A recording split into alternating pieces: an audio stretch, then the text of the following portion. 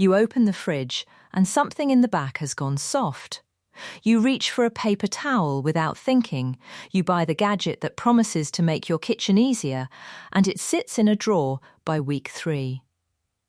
None of this feels wasteful. In the moment, it feels normal.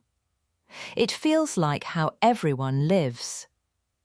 But in Japan, waste isn't just about money. It's about attention. It's about what you choose to give your energy to and what you let slip past unnoticed. Today we're looking at 6 ordinary habits, the ones you don't even clock as habits, and the quiet Japanese philosophy that flips each one on its head. Habit 1. The gadget drawer. Picture the drawer. You know the one. The avocado slicer, the egg separator, the strawberry huller you bought during a late-night scroll because it looked so satisfying in a 15-second video. It arrived with promise. Now it's buried under 3 other single-purpose tools you can't quite bring yourself to throw away. This is where the Japanese concept of Mottainai enters a word that doesn't translate cleanly into English but roughly means what a waste. Spoken with a kind of quiet grief, not grief over money spent, but over potential unused. Mottainai isn't about guilt, it's about noticing when something isn't earning its place in your life. The Western instinct is to solve a problem by adding a tool, a new gadget for every task, a new product for every inconvenience. But more objects rarely mean more ease, they mean more decisions. More drawers to dig through, more things asking, quietly to be managed. The Japanese kitchen tends to run on fewer, better tools.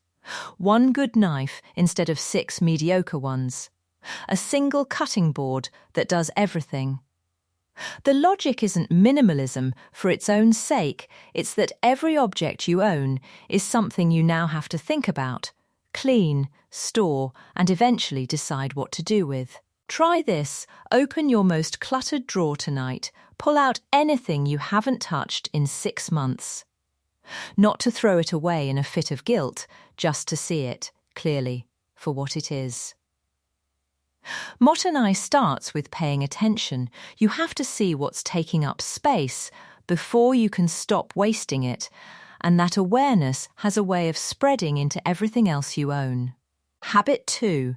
The overflowing fridge. There's a particular kind of dread that comes from opening your fridge and not being able to see the back of it. Something in a container you don't recognise. A vegetable that was fresh 2 weeks ago, bought with good intentions, now quietly turning into a lesson you'll ignore again next week. This is the habit of overbuying, stocking up just in case, filling the fridge until it hums under the weight of its own good intentions. It feels responsible, it feels like abundance. But it often ends in the trash. Japanese grocery culture leans the opposite direction, shaped by small kitchens, tight storage, and a cultural instinct toward buying only what the next few days actually require. It's less about restriction and more about a kind of trust that you'll shop again soon, that the store will still be there, that you don't need to hoard the future in your refrigerator. A phrase often used around Japanese eating habits captures this well. Hara Hachi Bu, eat until you're 80% full. It's usually applied to meals, but the same restraint shows up at the grocery store. Buy until you have enough, not until the cart is full. The practical shift is small. Shop for 3 or 4 days at a time instead of 2 weeks. Let the fridge run a little emptier than feels comfortable at first. You'll notice something: meals get simpler, and food stops disappearing into the back to rot, unseen and unmourned. An emptier fridge isn't a lack. It's a kitchen that trusts itself to be replenished, and that same trust is exactly what's missing from the next habit. Habit 3. The paper towel reflex. Something spills. Your hand is already reaching for the roll before your mind has caught up. Wipe, crumple, throw away. It takes 4 seconds and you don't think about it once more, not the tree it came from. Not the fact that a cloth sitting 3 feet away could have done the same job and been washed instead of discarded. This reflex is so automatic in Western kitchens that questioning it can feel strange. But it's a small, repeated decision to treat a disposable object as the default dozens of times a week, thousands of times a year, in nearly every household. Japanese kitchens tend to favour cloth over paper as the first instinct, not the backup plan. A small stack of dish towels, a designated rag for spills, sponges that are washed and reused rather than replaced weekly. It isn't about being precious with resources, it's Mottainai again, showing up in a different corner of the kitchen. The idea that something with more use left in it shouldn't be discarded for convenience. There's also a quieter benefit here, one that has nothing to do with the planet. Reaching for a cloth instead of a paper towel is a half-second pause. A tiny moment where your hand has to choose rather than default. And small pauses like that, repeated daily, start to change how automatically you move through your own kitchen. Keep a stack of cloth somewhere visible, not tucked in a drawer, but sitting right where the paper towels used to live. Let your hand learn a new reflex. Once your hands slow down, even slightly, other habits running on autopilot start to surface, like the next one. Habit 4. Everything has no home. You've done this. Put something down just for now, meaning to move it later, and later never comes. The mail on the counter. The charger that lives wherever it was last used. The kitchen tool that gets returned to whatever drawer is closest, not the one it actually belongs in. It seems harmless, a few misplaced items here and there. But it compounds. A kitchen where nothing has a fixed home becomes a kitchen you're constantly searching through, constantly redeciding where things go, constantly a little bit chaotic, even when it's technically clean. This is where Danshari offers something useful, a philosophy built from 3 characters, meaning to refuse, to dispose, to separate. It's often described as decluttering, but at its core it's really about relationship. Does this object have a clear place in your life, or is it just occupying space? In a well-run Japanese kitchen, this shows up structurally. Every tool has one home. Every container has a designated shelf, not out of rigidity, but because a fixed place removes hundreds of tiny decisions from your day. You're not choosing where to put the ladle you already know. You're not searching for the peeler, it's exactly where it always is. Start with one zone rather than the whole kitchen. Pick a single drawer or shelf. Give every item in it one specific place, and put a small barrier, a tray, a divider around it so it can't drift. A home for every object sounds small. But a kitchen where nothing has to be searched for is a kitchen your mind can finally stop managing, which brings us to the way most of us end the day. Habit 5. Walking away from the mess dinner is over.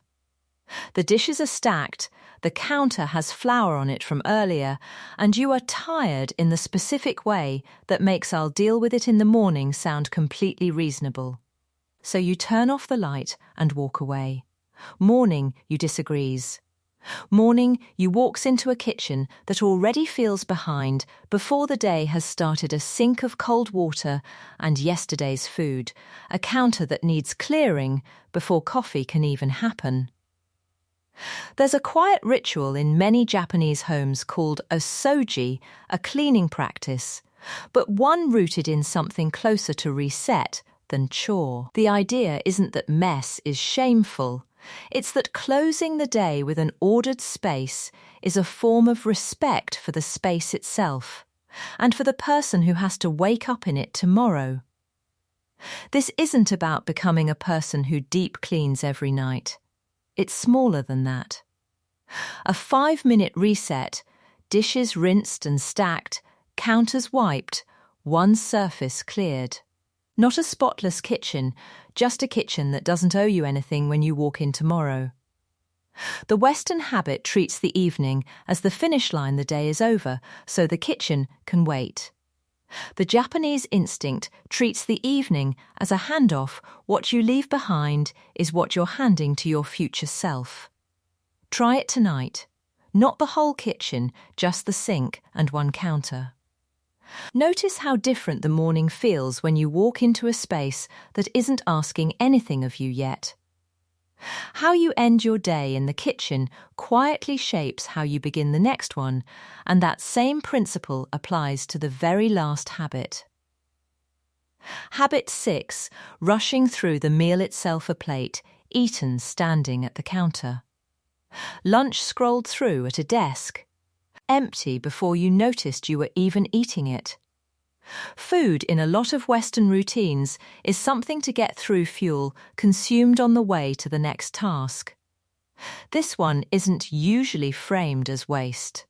But it is one, not of food, this time of experience.